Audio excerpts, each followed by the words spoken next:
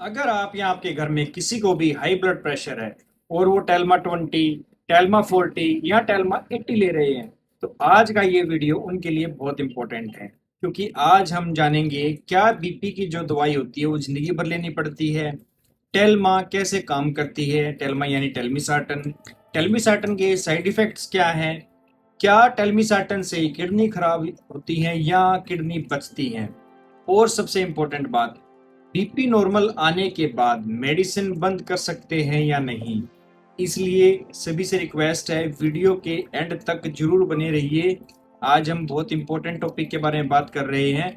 चलिए हम अपनी वीडियो को शुरू करते हैं। आप देख रहे हैं मेरा यूट्यूब चैनल डॉक्टर बिना फिल्टर।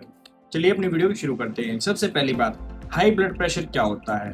देखिए, हाई ब्लड प्रेशर को साइलेंट किलर कहा जाता है, क्योंकि कई पेशेंट में कोई सिम्टम्स नहीं होता, लेकिन धीरे धीरे ये सिम्टम्स किस में कन्वर्ट होते हैं, हार्ट अटैक में, स्ट्रोक में, किडनी डैमेज में और आई डैमेज में।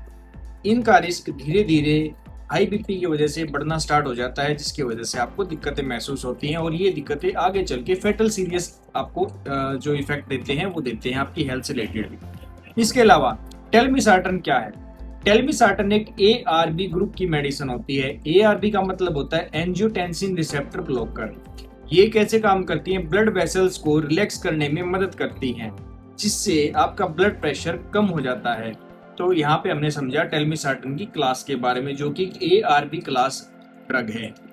इसके अलावा टेल्मिसार्टन किन कंडीशंस में यूज होती है, मोस्ट इंपॉर्टेंट है ये, बहुत ध्यान से सुनिए। देखिए, हाई ब्लड प्रेशर में सबसे कॉमन यूज होता है हार्ट प्रोटेक्टर होती है, सिलेक्टेड हाई रिस्क पेशेंट्स में, और किडनी प्रोटेक्शन में, स्पेशली कुछ जो डायबिटिक पेशेंट होते हैं उनमें। कार्डियोवैस्कुलर रिस्क रिडक्शन की बात करूँ तो डॉक्टर्स के असाइनमेंट के अकॉर्डिंग वो इसको डिसाइड करते हैं। इसके अलावा अगर मैं बात करूँ, जो कि अगेन एक बहुत इंपॉर्टेंट एक्सपेक्ट आ जाएगा कि टेल्मा जो है वो कैसे काम करती है। तो जैसे मैंने आपको बताया, टेल्मिसार्टन जो है एक एंजियोटेंसिन रिसेप्टर ब्लॉकर क्लास की ड्रग है, जो कि हाई बीपी में काम आती है। वो बॉडी में एक हार्मोनल सिस्टम होता है जिसको हम बोलते हैं रास सिस्टम। ये क्या करता है, ब्लड प्रेशर को कंट्रोल करता है।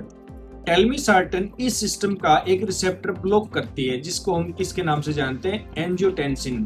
ठीक है, रास सिस्टम का जो पार्ट होता है एंजियोटेंसिन होता है, उसके रिसेप्टर को ये ब्लॉक करती है, जिसकी वजह से क्या रिजल्ट आएगा, आपको जो ब्लड वेसल्स हैं वो रिलैक्स हो जाएंगी, बीपी कम हो जाएगा और हार्ट का जो वर्कलोड है वो कम हो जाएगा। इसके अलावा अगर मैं बात करूं, टेल्मिसार्टन जो है 20, 40 और 80 का जो डिफरेंस है वो क्या होता है। देखिए क्या होता है, डोज पेशेंट स्पेसिफिक होती है हमेशा ही। कॉमन जो स्ट्रेंथ अवेलेबल होती है 20, 40 और 80 mg में अवेलेबल होती है टेल्मिसार्टन की। हायर स्ट्रेंथ का मतलब स्ट्रोंगर बीपी लोअरिंग इफेक्ट हो सकता है। डोज हमेशा डॉक्टर डिसाइड करते हैं कि आपको 20 mg लेनी चाहिए, 40 mg पे स्टेबल करना है, या फिर 80 mg तक हमें जाना पड़ सकता है। इसके अलावा बात करूं, टेल्मिसार्टन कब लेनी चाहिए। टेल्मिसार्टन लेने के लिए रोज आप एक फिक्स टाइम रखिए, कोई भी, सुबह या रात। स्पेसिफिकली अगर मैं बात करूं तो जो डॉक्टर ने आपको एडवाइस किया कंडीशंस को एसेस करने के बाद, तो वो टाइम आप फिक्स रखिए, लेकिन कंसिस्टेंसी सबसे इंपॉर्टेंट है। और जिस टाइम पे आप इसको लेना शुरू करें, डेली आप इसको उसी टाइम पे रखिए, चेंजेस मत करिए। कॉमन साइड इफेक्ट की अगर बात करूं तो कुछ पेशेंट्स में डिजीनेस, वीकनेस, हेडेक, लो बीपी जाएगा नहीं, बहुत रेयर इवेंट में होता है, ये सिर्फ बीपी को कंट्रोल करती है, लो बीपी नहीं जाने देती है, लेकिन रेयरेस्ट इवेंट में कुछ भी हो सकता है। तो हर पेशेंट में ये सिम्टम्स नहीं होते हैं, लेकिन अगर आपको पता होंगे तो आप मेंटली प्रिपेयर रहेंगे हर चीज़ के लिए। अब बात करता हूँ मैं कुछ इंपॉर्टेंट काउंसलिंग पॉइंट्स के बारे में, जैसे कि मेडिसिन स्किप नहीं करनी चाहिए आपको। ठीक है, अगर आप मेडिसिन स्किप कर रहे हैं तो आप अपने लिए नुकसान पैदा कर रहे हैं।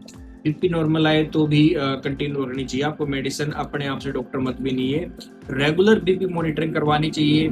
साल्ट जो है उसकी इंटेक, व्हाइट साल्ट की इंटेक है वो बिल्कुल नाम मात्र कर दीजिए।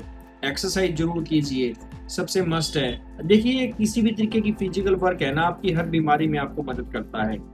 यहाँ पे अगर मैं बात करूँ तो कुछ कॉमन पेशेंट क्वेश्चंस की अगर होते हैं, जो बीपी नॉर्मल हो गया तो दवाई बंद कर देते हैं, नहीं, प्लीज कभी भी ऐसा मत कीजिए।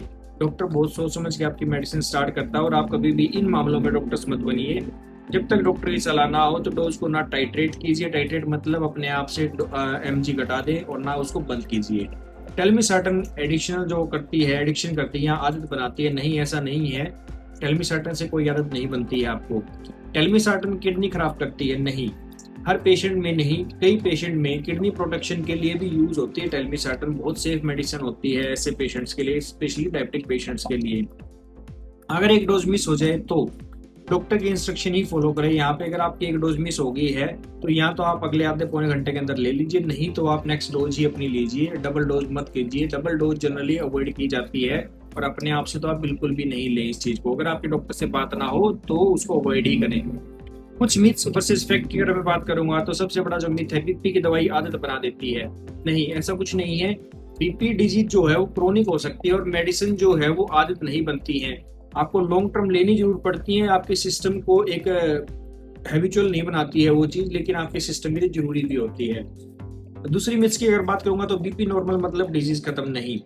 मेडिसिन की वजह से जो बीपी नॉर्मल हो सकता है उसका मतलब ये नहीं कि आपका डिजीज खत्म हो जाएगा। आपका सिस्टम धीरे धीरे यूज टू हो रहा है और उसको टाइम लगता है, तो आप कभी भी मेडिसिन बंद मत कीजिए बीपी कंट्रोल होने के बाद भी। तीसरा, हर्बल प्रोडक्ट्स बीपी की दवाई से बेटर हैं। मैं आपको बता दूं, साइंटिफिक एविडेंस जरूरी होता है हर चीज के लिए, तो ऐसा कोई फैक्चुअल नहीं है कि हर्बल प्रोडक्ट इन चीजों से बेटर हैं। तो कभी भी स्किप मत कीजिए अपनी डोज को। कंक्लूजन की अगर मैं बात करूं दोस्तों, टेल्मा या टेलमिसर्टन एक इम्पोर्टेंट बीपी मेडिसिन है। इसका सही यूज हार्ट और किडनीज को प्रोटेक्ट करने में हेल्प कर सकता है, लेकिन कभी भी खुद से मेडिसिन स्टार्ट या स्टॉप ना करिए। अगर आपको टेल्मा 20, टेल्मा 40 या टेल्मा 80 में से कौन सी स्ट्रेंथ ले रहे हैं, या आपके घर में अगर कोई इस चीज से रिलेटेड कोई भी स्ट्रेंथ ले रहा है, तो आप कमेंट कीजिए मेरे को टेल्मा और उसकी स्ट्रेंथ के साथ। मैं आपको उसकी हर चीज आपको बताऊंगा। और ऐसी ही वीडियोस देखने के लिए आप अपने चैनल डॉक्टर बिना फिल्टर को सब्सक्राइब करना ना भूलें। Thank you guys.